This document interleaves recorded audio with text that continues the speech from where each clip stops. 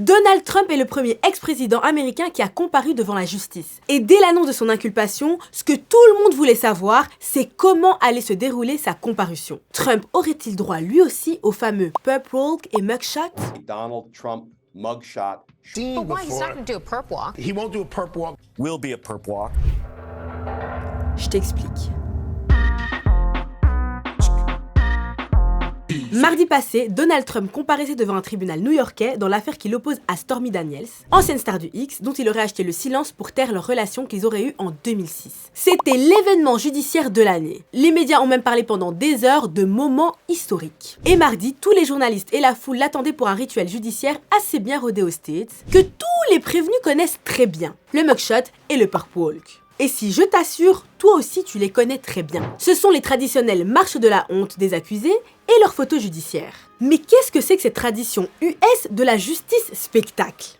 Eh bien, quand une personne est inculpée, déjà on va prendre ses empreintes digitales et ses renseignements personnels. Et puis vient le moment du mugshot, ces fameuses photos de profil et de face, carrément devenues hype aujourd'hui et même emblématiques pour certaines. Et quand je dis ça, je pense notamment à David Bowie, Marilyn Monroe, Elvis Presley, Rosa Parks, Martin Luther King, Al Pacino, O.J. Simpson, ou dans un registre un peu plus récent, XXXTentacion, Travis Scott, Offset ou encore le beau gosse inconnu à l'époque, Jeremy Mix, dont la photo lui aura ouvert les portes du mannequinat. En même temps, comment aurait-il pu en être autrement ? Et ces photos appartiennent au domaine public, c'est pour ça que tout le monde y a accès. Par contre, tu remarqueras que sur leurs photos, les accusés sont très rarement à leur avantage. Et ces photos leur collent à la peau à vie. Donc le fait d'avoir son mugshot affiché un peu partout, c'est censé être la honte. Puis même frère, c'est vraiment « regardez-moi ce criminel ». Donc on est déjà là dans une espèce d'humiliation. Le seul truc, c'est que ça s'est vraiment popularisé à tel point que ces photos sont devenues grave hype. Il faut à tout prix avoir son mugshot. Par contre, petite info, si toutes ces histoires de photos de criminels fait très américain et rappellent les célèbres posters wanted des films western, eh bien laisse-moi t'apprendre que les origines du mugshot sont françaises. Et oui, très cher. Comme le rappelle Maya Mazurette dans Quotidien, ces photos ont été inventées par le criminologue Alphonse Bertillon en 1879. Et puis c'est juste après que la pratique a été importée dans d'autres pays du globe, dont les States. Après que le mugshot et l'enregistrement soient terminés, l'humiliation publique est censée continuer vu que l'inculpé va être menotté ou pas.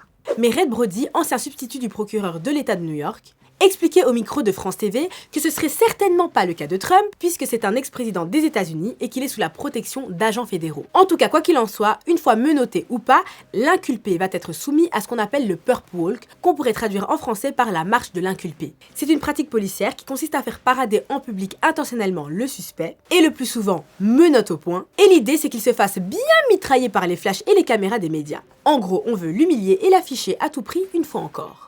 Et le perp walk dont on se souvient assez bien, c'est bien sûr celui de Harvey Weinstein, qui en avait profité pour faire son petit miskin déambulateur en main. Et oui les gars, parce que ce soit pour le mugshot ou le perp walk, ce sont des vrais phénomènes médiatiques. On est vraiment dans une justice spectacle dont certaines célébrités ou personnalités s'en servent comme un vrai coup de com'.